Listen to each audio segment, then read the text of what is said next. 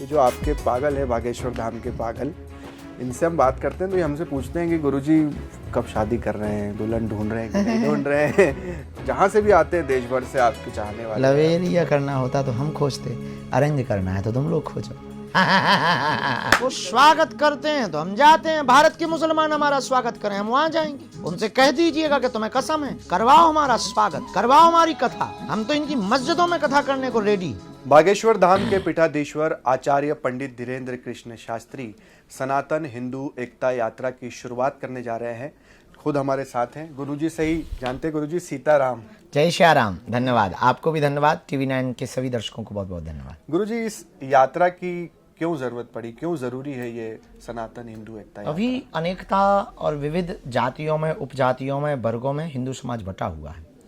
इस प्रकार से बटा रहेगा तो हमारी एनर्जी देश को बड़ा बनाने की बजाय आपस के मनमुटाव में ही चली जाती है। उस एकता को उनको जगाने के लिए यह पदयात्रा है।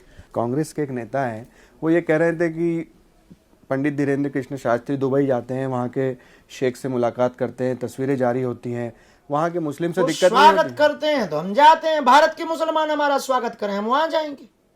उनसे कह दीजिएगा कि तुम्हें कसम है, करवाओ हमारा स्वागत, करवाओ हमारी कथा, वो हमारा प्रवचन कथा करवा दे, हम जाते हैं। हमें क्या दिक्कत है? हम तो इनकी मस्जिदों में कथा करने को रेडी। इनविटेशन तो दो आप। हम तो कहते हैं TV9 भारतवर्ष के एंकर ही दिलवा दो। नेताजी ना बोल पाए तो तुम ही दिलवा दो, तो बाहर में गए, हम चल पड़ेंगे तुम्हारे और पद यात्रा कर लेंगे अगले साल। अभी चलो। तो दुबई से आपको बकायदा कथा हमें के लिए कहीं से ही दिक्कत नहीं। इनविटेशन आया, हम गए। अच्छा, उन्होंने बुलाया, हम गए, स्वागत किया, हम गए। आप बुलाओ, आपकी स्टूडियो चल देंगे। तो आप किसी मस्जिद में जाने के लिए तैयार हैं अगर वो बुलाते हैं? अरे तो फिर वही बात, हम तो पद के पहले ही कह रहे हैं कि आप दिलवाओ दो इनविटेशन।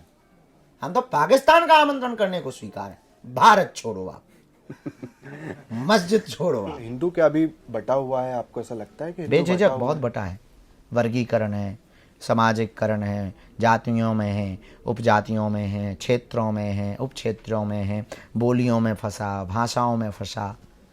इनको जोड़ने की इतनी जरूरत है। और ये जो यात्रा आप शुरू कर रहे हैं, इसका इतना प्रभाव होगा पूरे देश में? बेझिझक कोई भी यात्रा एक बार में तो प्रभावशाली नहीं होगी, धीरे धीरे होगी। देश की आज़ादी की लिए जो यात्राएं की गई थी, चाहे वो दंडी यात्रा हो, उसके पीछे छोटी छोटी आंदोलन हो, छोटी छोटी क्रांति हो, छोटे छोटे नारे हों, छोटे छोटे संबोधन हों, छोटे छोटे टुकड़ों टुकड़ों में कर रहे राष्ट्रभक्त कार्य जो कर रहे थे, राष्ट्र के लिए कार्य कर रहे थे। एक दिन ऐसा आया कि 1947 में हम सबको एक बड़ी विविध, बड़ी वैश्विक क्रांति देखने को मिली। क्या इस यात्रा में ईसाई, मुस्लिम, सिख ये सब शामिल नहीं होगी? आपको आना चाहें तो हमें नहीं देंगे। बेहतर होता कि राष्ट्र निर्माण में ये सब लोग भी आते इस यात्रा में? अगर वो आना चाहें तो हमें दिक्कत नहीं। आना चाहें तो दिक्कत। तो अब हमें क्या दिक्कत? आमंत्रण है उन लोगों को। हमारे लिए तो जो भी इस देश में रहने वाला है, हिंदू है, सनातनी है, जो सनातन परंपरा के प्रति निष्ठा रखता, जो देश को भव्य बनाना चाहता, जो देश को विश्व गुरु देखना चाहता, जो राष्ट्र का निर्माण बहुत अच्छे तरीके से करना चाहता है, उन सबका आमंत्रण है। हमें कोई दिक्कत नहीं। एक तरफ बटेंगे तो कटेंगे का नारा है, दूसरी तरफ उसी पार्टी का नारा है कि सबका साथ सबका विकास। पंडित धीरेन्द्र कृष्ण शास्त्री किस नारे के साथ? हम किसी भी राजनीतिक पार्टी के नारे के साथ नहीं, वो किसी भी प्रकार से हो, क्योंकि हमारा सिद्धांत, हमारा रास्ता एकदम स्पष्ट और क्लियर और अलग है। हम अध्यात्म को प्रेजेंट कर रहे हैं। हम एक सनातन के सिपाही हैं। हम किसी एक पार्टी के किसी नारे का सपोर्ट करेंगे तो हम अपने मिशन से भटक जाएंगे। मगर दोनों चीज़ों में देखें तो बटेंगे या कटेंगे, बटेंगे तो कटेंगे और सबका साथ सबका विकास, दोनों में से बेहतर आपको क्या लगता है? कुछ कह नहीं सकते, उन्हीं लोगों से पूछें जिन्होंने ये दिया है। अभी इंदौर में हाल ही में एक कार्यक्रम हुआ, 5000 से ज़्यादा हिंदू बहनें, महिलाएं उसमें थी, उन्हें तलवारबाजी सिखाई गई, मुख्यमंत्री भी शामिल हुए। उद्देश्य था कि लव जिहाद से बचाना, उससे वो लड़ सकें, श्रद्धा जैसी कोई घटना होती है तो उससे वो हिंदू बहनें बच सकें, या बांग्लादेश जैसे हालात अगर कभी बन जाते हैं तो उससे बच सकें। सही है। कैसे देखते हैं आप उसे? बहुत उत्तम। हमारे देश में हम जिन भगवानों की पूजा करते हैं, उन भगवती के हाथ में ही त्रिशूल है। रानी लक्ष्मीबाई का उदाहरण प्रत्यक्ष है। ऐसे लाखों उदाहरण हैं। इस देश की बहुत अद्भुत वीरांगना अहिल्याबाई, ऐसे अनेकों उदाहरण हैं जिनके कारण देश में नारियों को पुरुषों से कम नहीं आंका गया। तो बेटियां आत्मरक्षा के लिए कोई कदम उठा रही हैं तो ये स्वागत योग्य है। मगर उसमें ये कहना है कि लव जिहाद से बचने के लिए हो रही, अब यही क्या जरूरत है लव जिहाद में भेजने की? बचने के लिए अगर कोई प्रोटेक्शन के लिए उपाय किया जा रहा है, सुरक्षा सिक्योरिटी के हिसाब से, बहुत अच्छा। ये तो जगह जगह होनी चाहिए, हमारे हिसाब तो हर स्कूलों में शुरू कर देना चाहिए। अच्छा, यही चीज रिवर्स हो, अगर मुस्लिम भी इस तरह के वो अपनी बहनों को बचाएं, नो प्रॉब्लम, उसमें भी आप सहमत हैं? हमें कोई दिक्कत नहीं, वो अपनी बहनों को बचाएं। पर हमें इस बात पे दिक्कत लगती है कि गरबा में जब भाईचारा की बात आती है कि गरबा में उनके पुरुष प्रवेश करते हैं कि भाईचारा, हिंदू हिंदू भाई भाई, तब हमें ये बात लगती है कि भाईचारा पर क्यों, अपनी बहनों को भी लाओ, बहनचारा भी चल रहे हैं। आप कह रहे हैं सभी जगह ट्रेनिंग होनी चाहिए बाकायदा स्कूल्स में? बिल्कुल होनी चाहिए, बहनों को बचाने के लिए, आत्मरक्षा के लिए ट्रेनिंग में क्या दिक्कत है। और जिनको करना हो वो करें, पर हिंदू बेटियों के लिए प्रॉपर होनी चाहिए वर्तमान में। तो कुछ लोग थे आपके चाहने वाले वो कह रहे थे कि ये तो पॉलिटिकल चीजें तैयार हो रही है गुरुजी, आगे हो सकता है यहाँ से चुनाव भी लड़ जाए, और उसी की तैयारी चल रही कहने है। वाले तो आप कुछ क्या भी कह सोचते रहे हैं थे। ऐसी बात? आपको लेकर भी कुछ लोग कह रहे थे कि ये लोग जो है कहीं से धक्के दे के आए।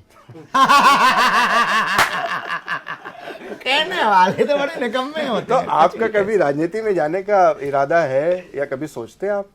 क्या साहब, कहाँ वो छोटी बात, कहाँ ये अध्यात्म, हनुमान जी की सेवा में।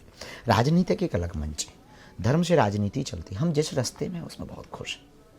हाँ, मठ महंत संतों को राजनीति में आना चाहिए, इसके सपोर्टर हैं आप हमको नहीं जाना है, ये क्लियर कट। अच्छा, ये क्लियर कट है, स्टेटमेंट है आपका, कभी नहीं जाएंगे। ना क्या करेंगे, इसी में तो जिंदगी में टाइम नहीं।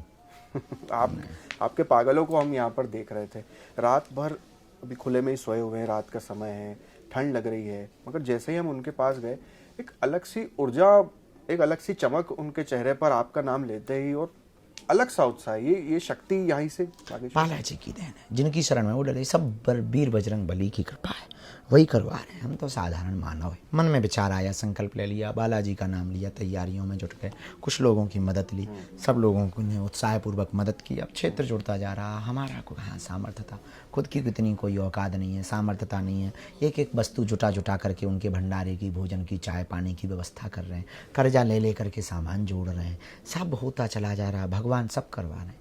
ये जो आपके पागल है, बागेश्वर धाम के पागल, इनसे हम बात करते हैं तो ये हमसे पूछते हैं कि गुरुजी कब शादी कर रहे हैं, दुल्हन ढूंढ रहे हैं कि नहीं ढूंढ रहे हैं। ये जहाँ से भी आते हैं देश भर से आपके चाहने वाले। लवेरिया करना होता तो हम खोजते, अरेंज करना है तो तुम लोग खोजो। तो हम ही लोग खोजे आपके पास। माता जी कहीं से गुरुजी आ रहे हैं आपके पास ऑफर, या मतलब रिश्ते तो आते ही रहते हैं, वो तो कोई भाई विदेशों से भी आते हैं क्या ऑफर? क्योंकि आप विदेशों में भी खूब फेमस आए हैं। हैं, विदेशों से भी आए 3-4, पर उसमें कोई फर्क नहीं पड़ता।